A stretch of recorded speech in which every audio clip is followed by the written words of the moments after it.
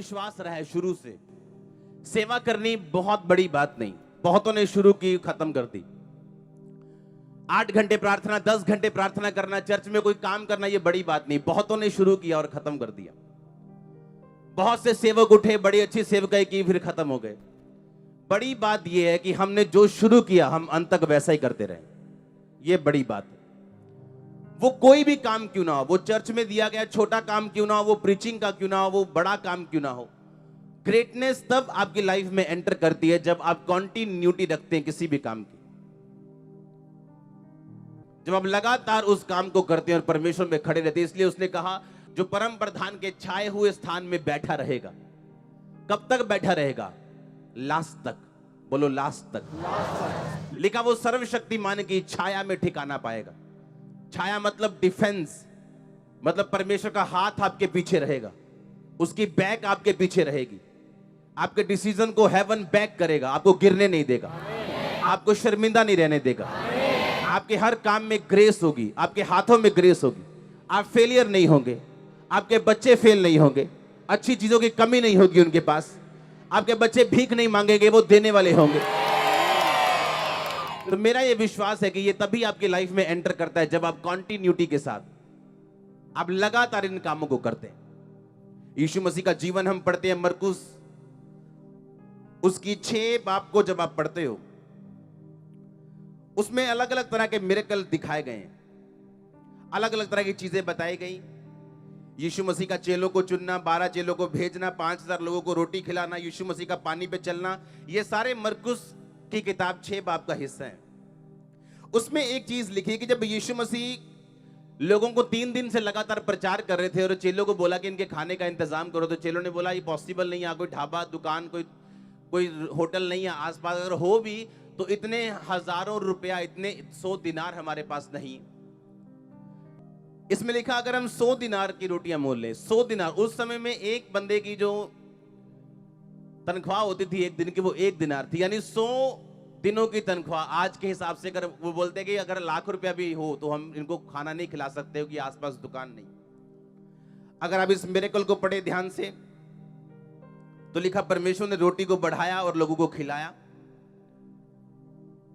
और उसके बाद परमेश्वर ने क्या लिखा कि परमेश्वर ने अपने चेलों को मजबूर किया कि वो नाव पे चले जाएं और उसके पार पहले चले जाएं, और यीशु मसीह ने कहा मैं बाद में आऊंगा। और यीशु मसीह अकेला लोगों के साथ थे, लोगों को मिल रहे थे, लोगों को सी ऑफ कर रहे थे। और उसके बाद लिखा, प्रभु यीशु मसीह प्रार्थना करने के लिए पहाड़ पे चले गए। और जब प्रार्थना खत्म हो गई, जब यीशु मसीह नीचे आए नाव के पार जाने के लिए, पानी के पार जाने के लिए, जहां चले गए थे, तो नाव नहीं थी, तो यीशु मसीह पानी पे चल के उसके पार जाने लगे।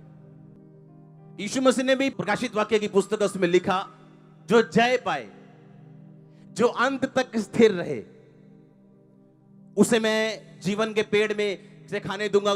कई बार लिखा, उसे मैं एक पत्थर दूंगा जिसपे उसका नाम लिखा होगा, व्हाइट पत्थर दूंगा। अलग अलग परमेश्वर ने परिभाषाएं दी हैं और विक्ट्रीज की वर्सेस दी हैं, जो अंत तक खड़ा रहेगा और जो जय पाएगा। आमीन।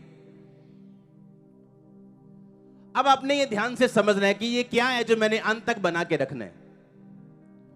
प्रभु यीशु मसीह ने कहा कि वो 5000 लोगों को खाना खिलाने के बाद अपने चेलों को मजबूर कर दिया कि तुम भाग जाओ, मैं लोगों को सी ऑफ करके आता हूं। और सी ऑफ करने के बाद वो प्रार्थना करने के लिए चले गए, क्योंकि मेरा ये स्ट्रांगली मानना है, अगर आपकी क्रिश्चियनिटी आप तक खत्म हो गई, आप एक फेल क्रिश्चियन हो। क्योंकि परमेश्वर आपका नहीं, वो आपके वंशों का परमेश्वर, बाइबल कहती है। उसके पास कोई शॉर्टकट प्लान नहीं, इसीलिए वो आज आपकी प्रार्थनाओं का उत्तर नहीं दे सकता आपको प्रिजर्व करने के लिए, क्योंकि उसका प्लान लंबा है, उसको जल्दी नहीं है हमारी तरह। बिली ग्राम जो 99 साल के होके प्रभु में गए, उनका बेटा फ्रैंकलिन ग्राहम आज प्रचार करता है, 67 यानी 67 इयर्स का है। उनका पोता प्रचारक है, उनका पड़पोता प्रचारक है। अमेरिका का कोई भी राष्ट्रपति, कोई भी प्रेसिडेंट सेरेमनी में इनके परिवार के बिना नहीं होती। पहले बिली ग्राम खुद होते थे, अब उनका बेटा होता है। परमेश्वर ने कुछ भी अगर आपको बुलाया तो उसने आपको शॉर्ट टाइम के लिए नहीं बुलाया। एक बिग प्लान है परमेश्वर का। अब मैं बताता हूं उस प्लान को पूरा कैसे करना है, डिवाइन असाइनमेंट को पूरा कैसे करना है।